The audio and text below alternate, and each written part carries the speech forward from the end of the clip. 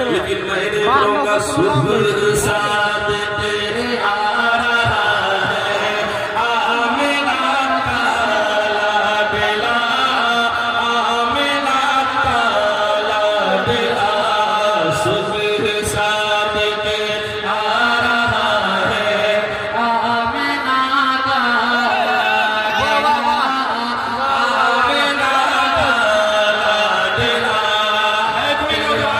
है कोई नौजवान जो बल्ले से खड़ा होकर नारा लगा दे, बड़ा आवाज से सुभान अल्लाह। नारे रिसालत, नारे रिसालत। सुबह साद के आ रहा है, आमिना का लाडला, आमिना का लाडला, सुबह साद के आ रहा है, आमिना का लाडला, आमिना का लाडला। और रोशनी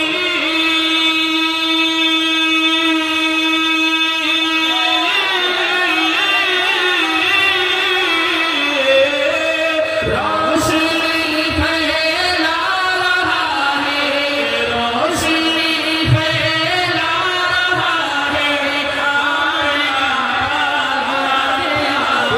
सुबह साद के आ रहा है, आमिना का लाडला, आमिना का लाडला, सुबह साद के आ रहा है, आमिना का लाडला, आमिना का लाडला।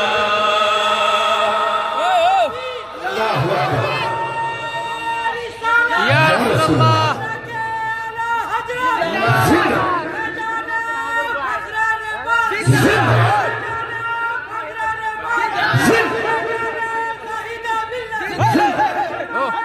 वो नीचे करा लाठी के वीडियो करा